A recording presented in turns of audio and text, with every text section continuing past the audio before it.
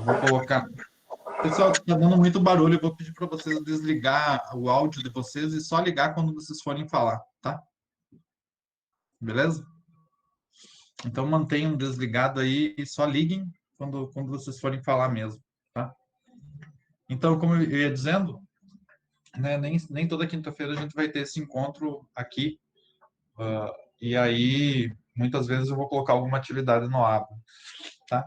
Então, hoje eu vou falar um pouquinho sobre o laboratório, embora nós não estejamos em um laboratório, tá? Mas é importante falar sobre alguns cuidados, porque em disciplinas mais adiante aí, vocês vão chegar num laboratório e talvez o professor já vai achar que vocês conhecem. Então, essa é a oportunidade de trocar uma ideia em relação a isso.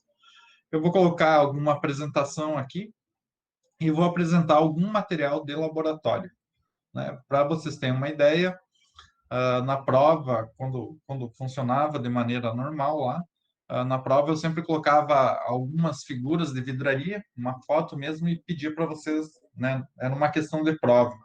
Então, para vocês terem uma ideia que isso aqui já é conteúdo, tá?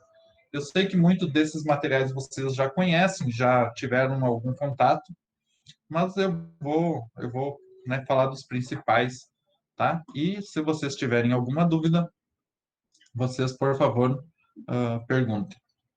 Aí, durante essa semana, eu vou colocar dois links, tá? Sobre dois vídeos que falam sobre balança analítica e um que fala um pouco sobre essa vidraria.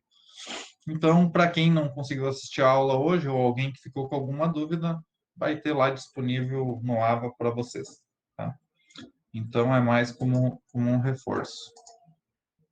Alguém tem alguma pergunta sobre qualquer coisa?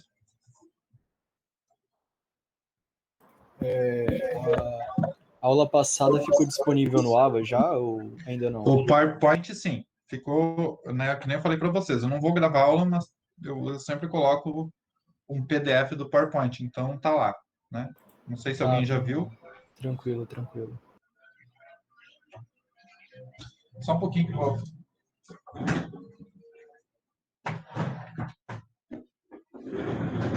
evitar um barulho que tá vindo de fora aqui, para não nos atrapalhar.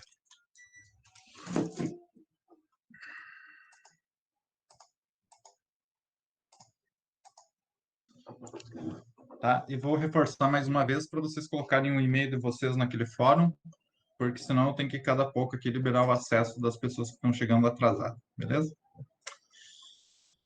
Alright. Então, eu tinha falado na aula passada que aqui serão 4 avaliações, a cada 2 ou 3 assuntos, nós vamos fazer um relatório. Vocês vão me entregar um relatório.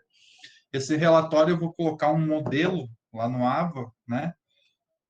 Falando do número de páginas, você tem que ter capa, você tem que ter referência, né? Então, quando chegar mais perto lá de vocês fazerem isso aí, eu vou colocar lá no AVA direitinho. Então, serão 4 relatórios que vocês vão me entregar e os 30% da nota, né, que é o que equivale à parte experimental, né, vai ser desses relatórios aí. A gente não vai ter prova, né? E vai ter, claro, algumas listas, alguma coisa que pode pontuar um pouco aí, que a gente vai vendo mais para adiante, tá? Então, a parte de hoje eu não vai entrar em relatório, porque é mais uma apresentação, tá? Aí na semana que vem a gente vai falar de algum assunto, e aí sim vocês já vão ter que, né, prestar um pouquinho. Eu vou talvez já passar um modelo de relatório para vocês já ir tendo, né, o tempo para vocês preparar, tá? Então agora eu vou compartilhar aqui. Todo mundo está vendo o PowerPoint? Sim, ok. Sim? Sim, dá para ver de boa. Tá, ok. Deixa eu só ver aqui um negócio.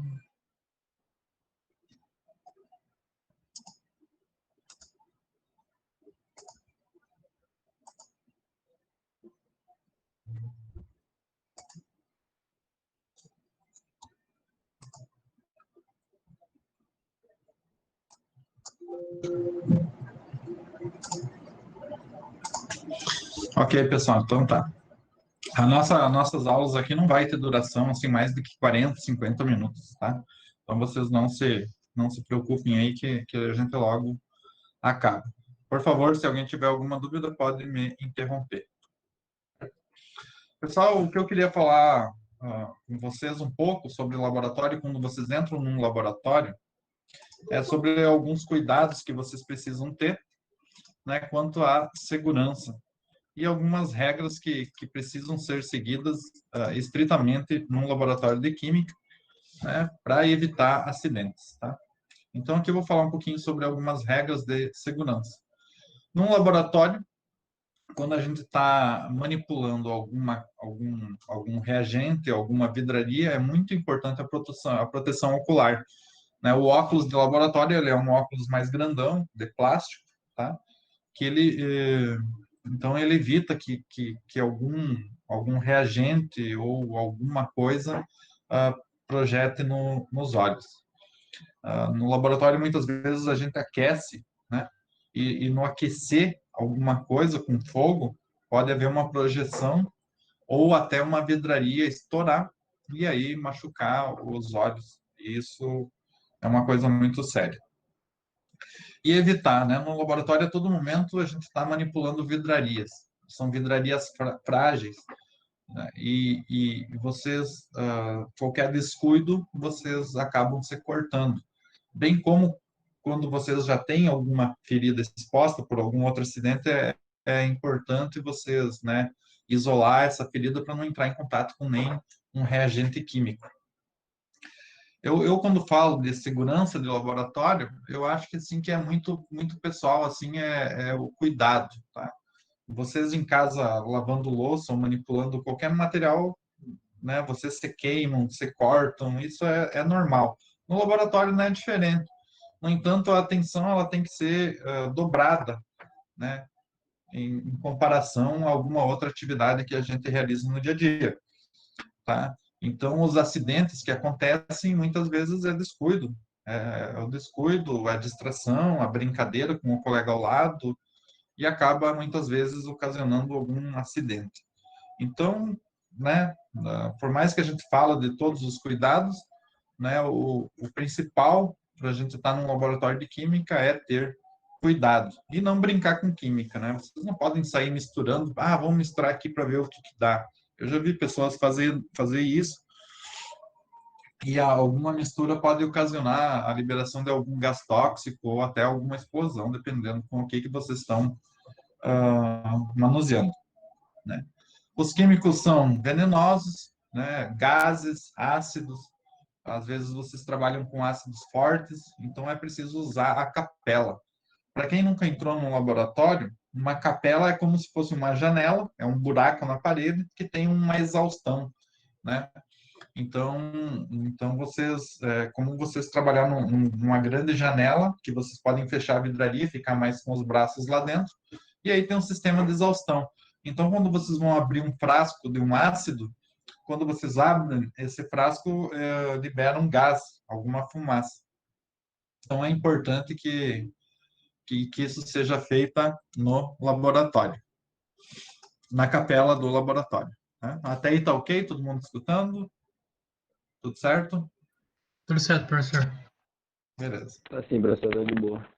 Eu vou ficar perguntando, porque quarta-feira eu dei aula de uma disciplina, e aí caiu a minha internet, e aqui, felizmente, eu tenho até uma internet boa, e nem sequer me dei conta que poderia cair, mas enfim, estavam fazendo uma reforma aqui perto, e eu dei 20 minutos de aula para mim mesmo. Fiquei falando aqui 20 minutos e só quando eu olhei para o celular tinha um monte de mensagem dos alunos dizendo que tinha caído a conexão. Mas aí eu já tinha estado em uns 20 slides falando aqui sozinho. Então é bom ter né, esse contato aí para ver se está tudo ok. Vestir num laboratório de química, né, é o uso obrigatório do jaleco. Né? Se a gente estivesse fazendo um experimento lá, se vocês não têm o jaleco, vocês nem sequer entrariam para fazer a aula. Tá? É proibido usar bermuda, calçado aberto, saia. As meninas ou os meninos que têm cabelo longo têm que manter preso para evitar né, que o cabelo caia em cima de algum experimento enfim, pode pegar fogo ou derrubar a vidraria. Então, são cuidados muito importantes. Tá? Outra coisa, quando vocês vão sentir o cheiro de alguma coisa no laboratório, a gente nunca coloca o nariz, né, muito próximo do frasco. Então, vocês sempre, com a mão, vocês abanam, e isso vai fazer com que o odor, né, se espalhe no ar e vocês consigam sentir. Isso evita, né, que vocês dêem uma fungada muito forte, né, e acaba queimando o nariz ou alguma coisa do tipo. Então, são pequenos cuidados aí que, quando vocês pisarem no laboratório, vocês não devem cometer. O fogo é uma coisa muito comum no laboratório de química, tá? É bastante comum. E vocês nunca devem tomar alguma atitude sem consultar o professor ou o técnico de laboratório. Vocês sabem que um fogo de química, a água, por exemplo, ela pode aumentar, né? Pode aumentar a chama, pode piorar a situação. Alguns reagentes químicos reagem com água violentamente, né? Então, é como vocês tentar apagar o fogo com gasolina, né? Então, existem casos que não se deve apagar com água. Então, todo laboratório, ele tem um chuveirinho num canto, ele tem os seus extintores, que é a primeira coisa que vocês devem observar, onde é que fica localizado todos esses equipamentos, e também tem uma caixa de areia seca em algum canto, né? Por que uma caixa de areia? Porque às vezes o melhor jeito de você apagar o fogo é abafar ele, né? Ou seja, soltar uma areia seca, né, sem umidade, do que simplesmente jogar água, né? Mas o extintor de incêndio, ele dá conta, normalmente é o mais utilizado em caso de chama, tá? Mas sempre chamar o responsável antes de tomar qualquer atitude, tá? E todos os experimentos geram resíduos, alguns resíduos podem ser descartados na pia, não são agressivos, né? Por exemplo, na química geral, a gente trabalha muito com sal de cozinha, açúcar, ácido acético, que é o ácido do vinagre, então não há necessidade de fazer um descarte especial. No entanto, alguns solventes, como solventes halogenados, os não halogenados, como hidrocarbonetos, por exemplo, eles são tóxicos, então eles devem ser guardados corretamente, né, de maneira correta. Assim como alguns óleos, né? Você sabe que o óleo de cozinha, por exemplo, né, como tantos outros óleos, eles não podem ser descartados na pia ou em qualquer lugar, tá? Então, toda vez que você faz algum experimento no laboratório, dependendo do experimento, tem um resíduo lá que fica separado, né? Todo laboratório, e aqui na química a gente tem, né, que é o Silvio e a Keila, eles sempre deixam um frasco lá que é para nós colocar os nossos resíduos, tá? Para não agredir aí o meio ambiente. Certo, pessoal? Então, eu quero falar de alguns equipamentos que são bastante básicos, que talvez vocês já até utilizaram ou entraram em contato. O papel filtro é um papel poroso que serve para filtrar, separar alguma mistura ou alguma coisa do tipo. Então, vocês utilizam ele com auxílio de algum funil e utilizam para filtrar. E o copo de Becker é um dos instrumentos mais comuns de laboratório. O Becker, ele é de vidro, embora exista de plástico, mas no laboratório o correto é o vidro, porque o copo de Becker ele é utilizado para inúmeras atividades. Dissolver alguma coisa, aquecer alguma coisa, diluir alguma coisa, enfim. Ele tem inúmeras utilidades. Alguns têm graduação para medir volume, outros não. Embora, né, essa medida de volume ela é utilizada só se for grosseira, porque ele não é um material para fazer uma medida exata de volume, tá? Então, o copo de Becker, ele tem aí inúmeras utilidades e eu acredito que seja um dos mais importantes utensílios de laboratório. O tubo de ensaio, como vocês podem ver, são aqueles tubinhos de vidro, né, normalmente colorido, como todo químico gosta, mas né, é um utensílio bastante utilizado nos laboratórios. Serve para fazer mistura, para pesar, para colocar líquido, enfim, inúmeras utilidades. Outro material que eu acredito que vocês conheçam, ou que já ao menos entraram em contato alguma vez, é o Erlenmeyer. Tá? O Erlenmeyer, como vocês podem ver nessa figura, ele tem uma graduação de volume, ou seja, vocês podem até medir algum volume, desde que esse volume não seja preciso, porque ele não contém nenhuma precisão de volume. Tá? Ele pode ser aquecido, né, utilizado para fazer misturas, né, mas a sua maior utilização são nas titulações. Né? Quem for da área aí da engenharia de Minas ou da engenharia química, vai fazer a química analítica mais adiante e vai utilizar muito esse material. Tá?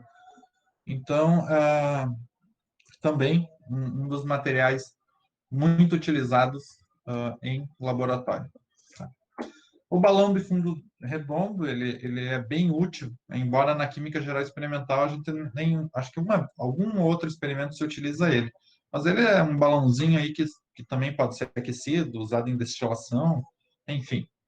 É um balão aí de fundo redondo, e algumas têm um fundo chato, né? Que aí pode ficar parado em cima da bancada, mas a gente não utiliza ele tanto assim na química geral experimental. A proveta é um utensílio muito utilizado para medir volume, tá?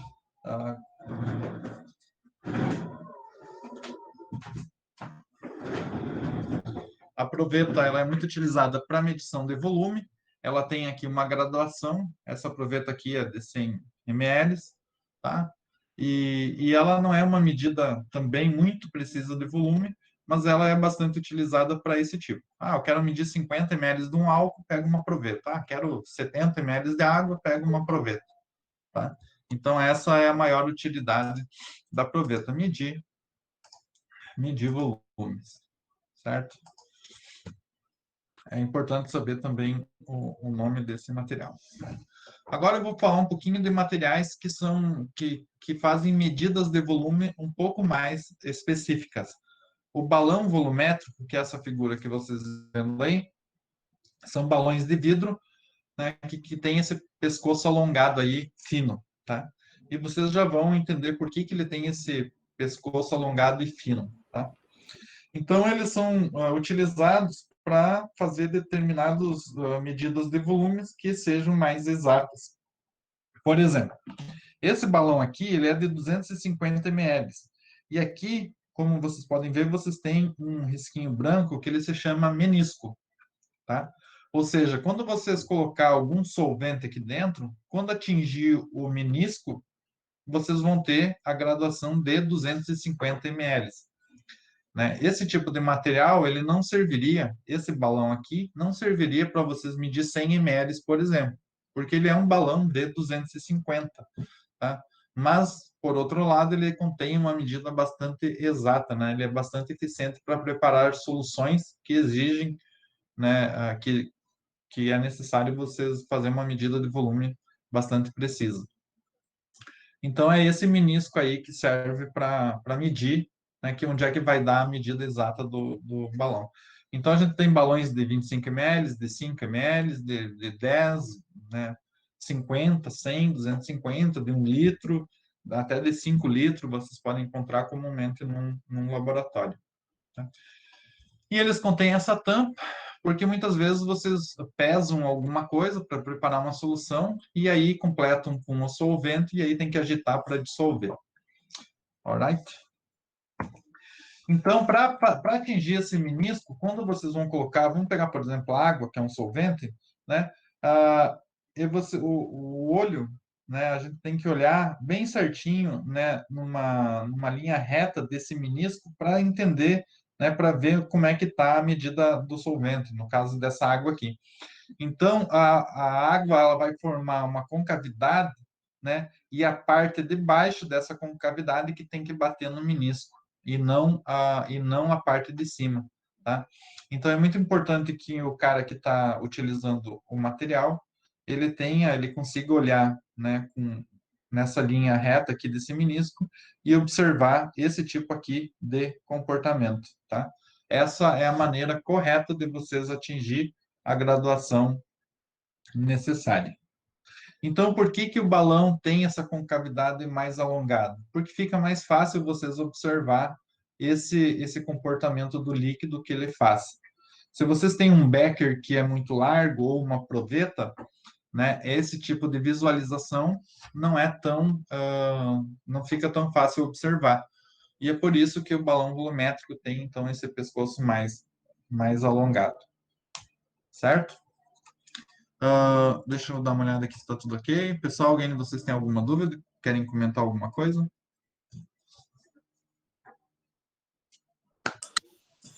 Não, tá tudo bem explicado no slide. Tá tudo Por enquanto certo? tá tudo certo, professor. Beleza.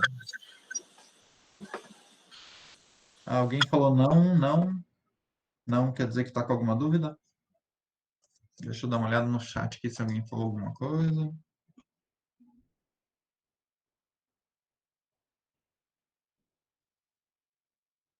Tudo ok.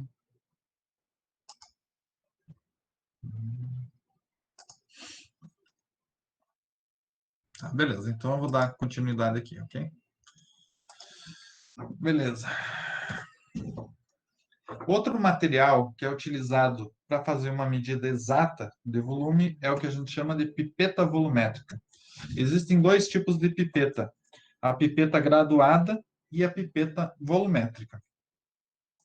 E para utilizar as pipetas, tanto a graduada quanto a volumétrica, a gente usa o que a gente chama de pera, ou pera de sucção, tá? As pipetas, elas são colocadas aqui, nessa entrada, e é retirado o ar de dentro dessa pera aqui, né? É tirado todo o ar para fora. Quando vocês apertam um botãozinho aqui do lado, e isso, infelizmente, vai ser possível só quando vocês mexerem com ela presencialmente, mas ela começa a se encher de ar. Quando ela começa a se encher de ar de novo, ela começa a puxar o líquido para cima da pipeta. Então, para fazer medidas com pipetas, a gente usa a pera de sucção e jamais a boca, né? Tem gente que chega no laboratório, né, e já acha que pode meter a boca ali e puxar com ar. Imagina, né? Um erro que eu não preciso nem comentar com vocês que não deve ser feito, tá? Então, essa é a pera de sucção e esses são os dois tipos de pipeta. Mas qual que é a diferença das duas pipetas? A pipeta volumétrica, ela é um dos materiais mais exatos para fazer uma medição de volume. Só que ela vai ter um volume específico. Vai ter pipeta volumétrica de 1 ml, de 2 ml, de 5 ml, de 50 ml, de 100 ml, e nunca vocês vão poder medir algum número quebrado, porque ela vem com um menisco também. E quando ela atinge esse menisco, ela vai dar apenas a essa medida de volume. Por exemplo, nessa figura, vocês estão vendo uma pipeta de 50 ml.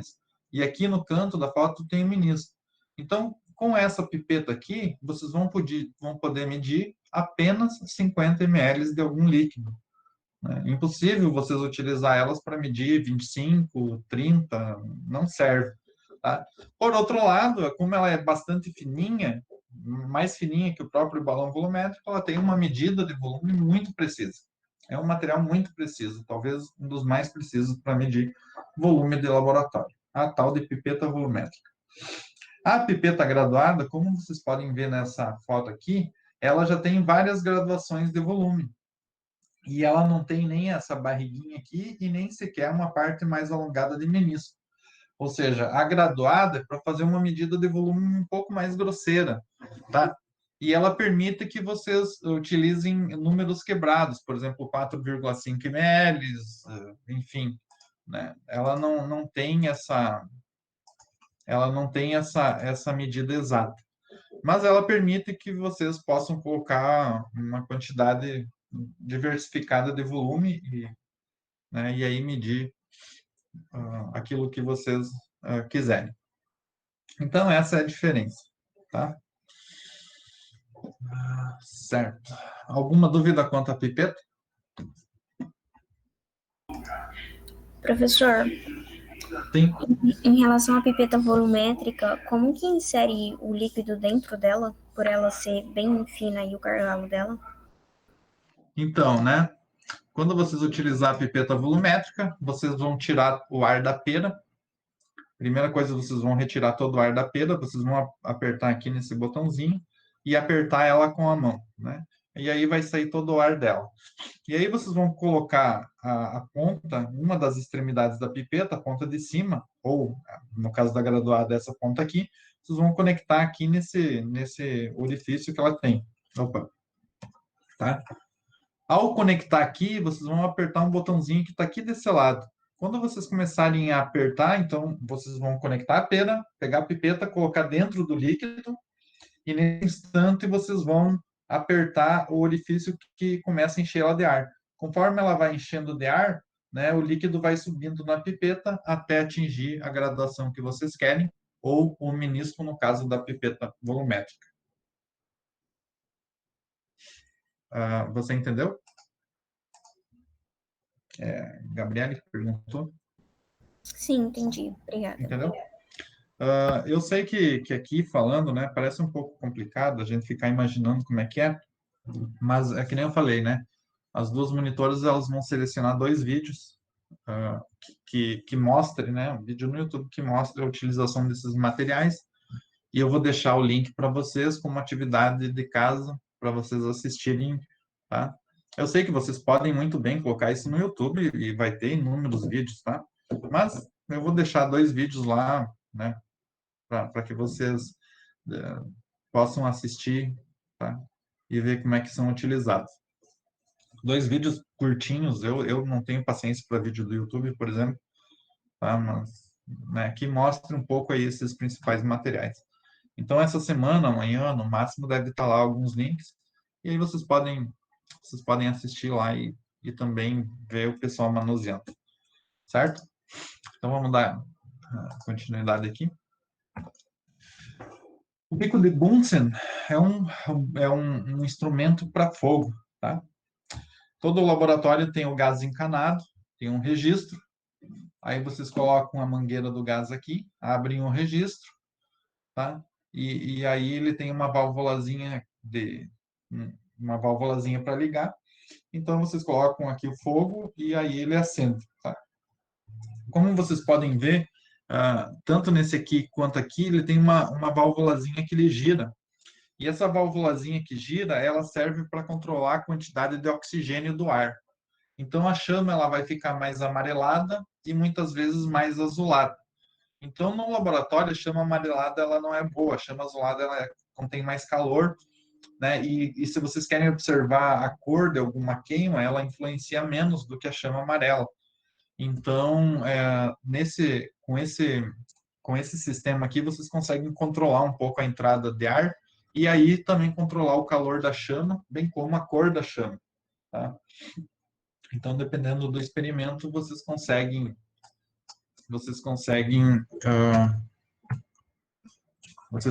ter esse controle e utilizar da melhor maneira possível. Então, esse é o bico de Bunsen, que no laboratório nós utilizaria diversas vezes, tá? E todos esses materiais aí, Becker, Erlenmeyer, que eu falei, eles podem ser colocados direto na chama, né, bem como um tubo de ensaio. Claro que vocês vão segurar o tubo com um aparato, né, alguma coisa para não aquecer a mão. Mas essa chama aqui, essas vidrarias de laboratório comportam o calor dessas chamas, tá? A bureta, ela também serve para medir volume, só que vocês não colocam a quantidade de volume que vocês querem. Vocês enchem ela toda até o zero aqui em cima, né? Vocês colocam todo o líquido até o zero, e aí vocês vão abrindo a torneirinha, né, e utilizando uma certa quantidade e observando aqui a medida de volume, né? Então, ela é muito utilizada para fazer titulação. Não sei se alguém de vocês já ouviu falar em titulação, mas tem um experimento que a gente utiliza, e mais para frente, e ao menos um vídeo sobre uma titulação vocês vão assistir, tá?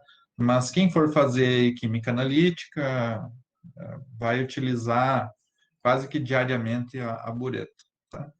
E a bureta, normalmente, ela é presa num suporte universal, com algumas garras, como está aqui, né? mas o material é esse aqui. Ele é um material de vidro, com uma torneirinha, e aí vocês controlam a vazão do líquido, certo? Alguns outros materiais, o almofariz e o pistilo. O almofariz, muitas vezes chamado de cadinho, não é tão errado chamar de cadinho também, embora tenha uma diferença. Mas tem aí o almofariz, que é o frasco, e o pistilo, que é o que vocês usam para esmagar. Então, ele serve para triturar e aumentar a superfície de contato. Por exemplo, vocês vão fazer uma determinação de um remédio da vitamina C, aí vocês precisam triturar aquela pastilha e vocês vão utilizar o almofariz e pistilo. Tá? Então, é para triturar mesmo. Certo? O vidro relógio é um recipiente que serve para colocar alguns sólidos ou fazer alguma pequena mistura, né? A gente utiliza, às vezes, para tampar um becker ou para tampar alguma coisa, mas ele é um vidro que tem lá suas utilidades. E a piceta é onde é que tem a água destilada, a água desionizada. Nos nossos experimentos, a gente não usa água da torneira, né? A gente usa água destilada para remover tipo sulfatos de magnésio, todos esses sais que causam dureza na água para não interferir nos experimentos. Então, no laboratório sempre tem água destilada ou água desionizada, então é uma água especial e ela sempre fica nesses frascos aqui, chamado de piceta. Tá? Então, ele está sempre cheio de água, aí vocês, né, apertam ele e a água sai aqui pela pontinha, certo? E, por fim, a balança analítica, né? Ela é uma balança normal, todo mundo já utilizou alguma balança uma vez na vida.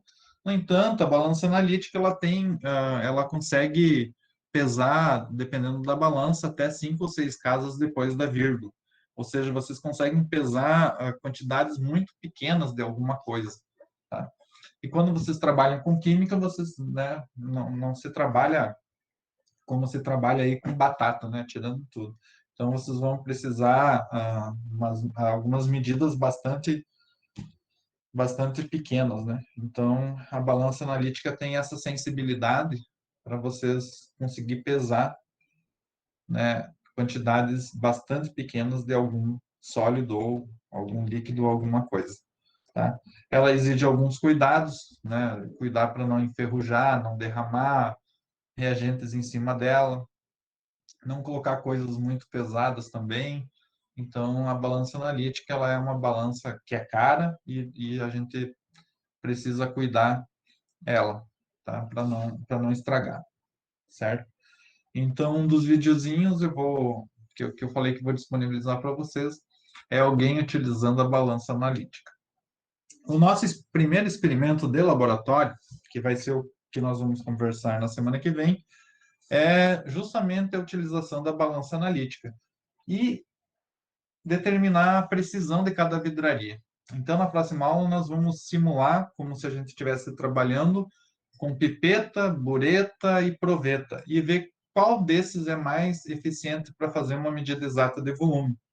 Então, nesse experimento, a gente utilizaria a balança analítica para, né, nós vamos ter um valor teórico, um valor experimental, que a gente vai jogar alguns dados, né, simular como se a gente estivesse trabalhando com uma balança, tá? E a gente vai fazer alguns cálculos para determinar qual vidraria, né, seria mais eficiente. Se seria talvez uma pipeta volumétrica, um balão volumétrico, uma proveta, um becker, enfim, tá?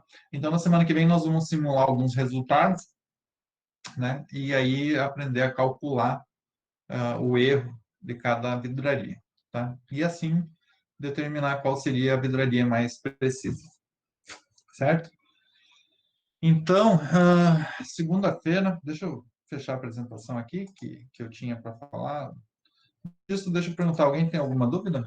Alguém não entendeu alguma coisa? Alguém ficou com dúvida? Nenhuma dúvida Pode. por mim. Tranquilo, professor. Tranquilo. Tá de boa por enquanto. Elielson, és tu, Brutus? Elielson Eu mesmo. Elielson eu conheço. É o mesmo? É o mesmo, mais bonito e único. É, nós de novo aí na Química Geral, então. Mas dessa vez é a última. Ah, espero que sim. Tá? Ah, então, pessoal, segunda que vem nós temos o nosso encontro. Deixa eu ver. Segunda às 8, né? Será o nosso próximo encontro. Daí, na outra quinta, a gente vai trabalhar, então, com essa balança analítica aí. A gente vai fazer alguns cálculos, tá? E aí vem o recesso, né? Como vocês sabem, a partir do dia 25 tem o recesso. E aí a gente retorna só lá dia 6 ou 8, agora não me lembro bem certo, tá? E professor, aí, semana... Sim? os relatórios para entregar vai ser começando na próxima aula?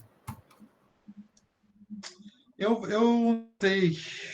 Eu acho que da próxima aula não vai ser relatório. Acho que eu vou deixar alguns exercícios para vocês fazerem, entendeu?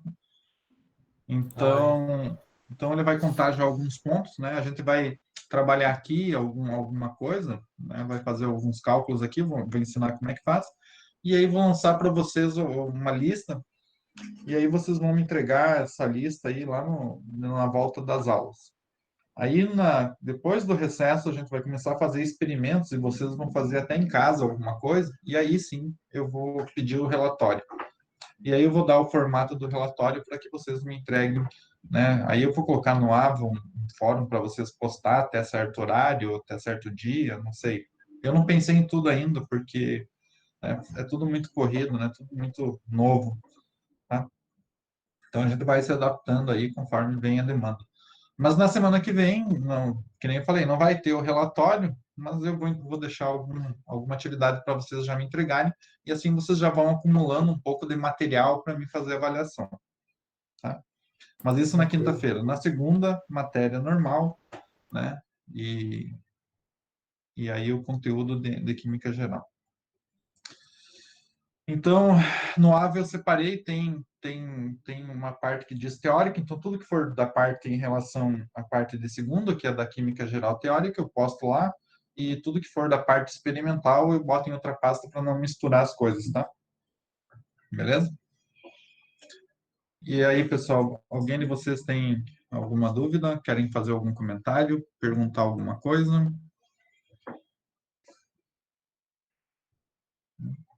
A monitoria, os slides ficarão disponíveis sim, né?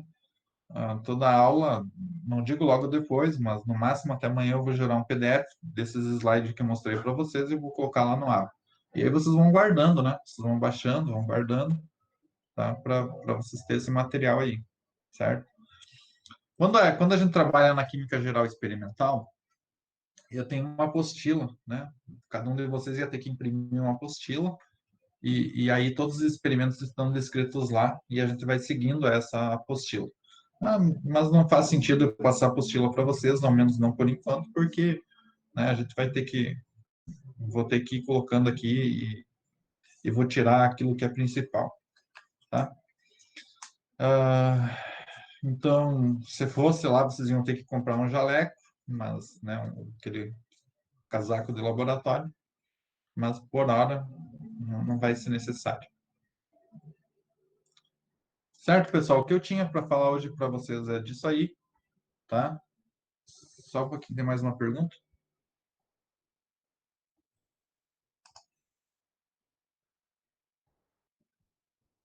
Então, alguém perguntou se não seria possível realizar alguns experimentos em casa, né? Foi isso que eu falei para vocês, né? Muitas coisas vocês vão fazer aí na casa de vocês, tá? Muitos experimentos eu vou, eu vou lançar alguns desafios e vocês vão usar a criatividade, outros eu vou pedir para vocês fazerem, né? Misturarem lá algumas coisas de casa né, tipo, vocês vão fazer um experimento em casa com o material que vocês têm em casa mesmo, mas isso vai acontecer. Principalmente na parte de solubilidade, né, vocês têm açúcar, vocês têm sal, que é o NaCl, vocês têm água, vocês têm óleo, vocês têm etanol, ou algum álcool, 70%, vocês devem ter, ainda mais agora na pandemia. Então, dá para fazer bastante coisa assim em casa, tá? Por exemplo, a gente pode medir o pH das coisas usando o extrato do repolho roxo. Então, vocês pegam o repolho roxo, batem no liquidificador, e aquela água roxa que solta, ele é um indicador de pH. né? Então, tem uma escala de pH, conforme o pH, ele vai mudar de cor, né? Se o pH é básico, fica verde, se é ácido, fica rosa. Então, muita coisa vai dar para nós fazer em casa assim, né? Justamente por isso que eu aceitei trabalhar a parte experimental sem poder ir para o laboratório. Infelizmente, né? Infelizmente, eu gostaria de estar no laboratório com vocês, mas não é possível.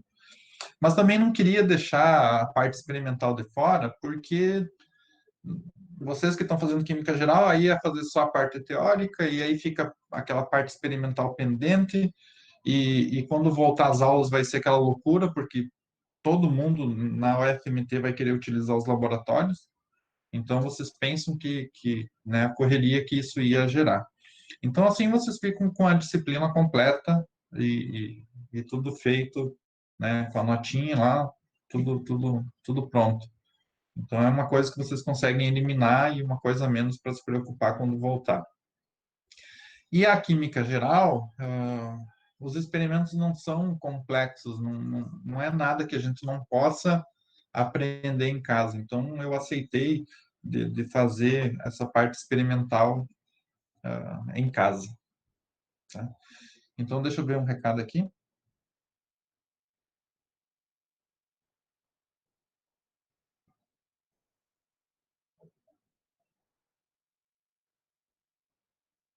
Tá. É sobre uma pessoa que me perguntou sobre gravar a aula, tá?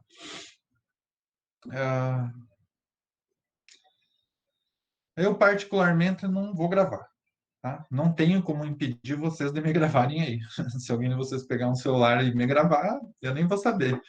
Mas, assim, eu não vou gravar porque, né, quem se matriculou na disciplina é porque tem disposição de poder assistir algumas aulas. Até porque nem todas as aulas vão ser online, que nem eu falei, muitas coisas eu vou passar um material para vocês e vocês vão correr de atrás, vão estudar, vão pesquisar, né? Alguns experimentos vocês vão realizar, vocês vão fazer pesquisa, vocês vão fazer relatório, vocês vão fazer lista, vocês vão ter auxílio da monitoria para resolver os exercícios. Então, eu sinceramente não vejo a necessidade, né? Se alguém trabalha, né? Quem está fazendo faculdade teria que ter o tempo disponível, né? Ainda mais que minhas aulas não vão ser 2, nem 3 horas, né? Vão ser encontros aí de 50 minutos, 40 minutos. Então, eu particularmente não vou gravar, tá? Não vejo necessidade. Mas o PDF de todas as aulas, de todas as explicações, estarão sempre disponíveis no ABA e vocês vão ter acesso, tá? Vocês vão ter acesso sempre a tudo aquilo que eu estou explicando aqui. E se alguém, porventura, perder uma aula, como acontece lá no presencial, às vezes acontece, perde o ônibus ou tal, tem algum compromisso, então pega com algum colega a explicação, pega algum livro de Química Geral, a disciplina de Química Geral, ela não é complexa, a disciplina de Química Geral, ela é bastante simples, então nada, né, não tem nada que vocês não consigam pegando um livro de Química Geral, inclusive eu já postei o Russell. Ele é um livro muito didático, então vocês têm a PDF, não precisam nem ir até a biblioteca. Hoje tem vídeos no YouTube de monte sobre qualquer coisa que vocês quiserem, tá? Vídeos muito bons, inclusive, de explicações. Então, eu, sinceramente, não vejo a necessidade de gravar. Então, se vocês não entenderam a minha explicação, vocês podem recorrer a esse tipo de ajuda, de auxílio, né, das mais diversas formas. E tem a monitoria vocês podem combinar com a monitora, né, abrir uma sala do Meet ou alguma coisa e, né, tirar todas as dúvidas que vocês têm com a monitoria. São 2 monitoras que, com certeza, vão estar auxiliando vocês aí no que vocês precisarem e a hora que vocês precisarem, tá? As 2 pessoas que estão na monitoria são pessoas muito bacanas, eu conheço elas, trabalharam comigo em Química Geral, né? Se saíram muito bem, pegaram muito bem a matéria. Então, embora a gente ainda esteja definindo algumas estratégias, mas logo no AVA eu vou colocar o horário que elas vão atender vocês, ou que tipo de estratégia vai ficar melhor, para que vocês, né, consigam captar aí a matéria da melhor forma possível e conseguir aprender o máximo que vocês conseguirem durante essa infeliz pandemia que estamos passando, tá? Alguma pergunta? Certo? Pessoal, então vou me despedir aqui e até segunda-feira, às 8 horas da manhã, quando teremos continuidade no nosso conteúdo teórico. Certo? Certo. Até a próxima semana. Bom final de semana a todos, tá? Bom final de semana a todos e até a semana que vem. E cuidado que vai fazer frio, hein? Quem tá em Cuiabá, ao menos, Não é nada. já tá esfriando. Pessoal, até mais. Tchau, tchau. Tchau.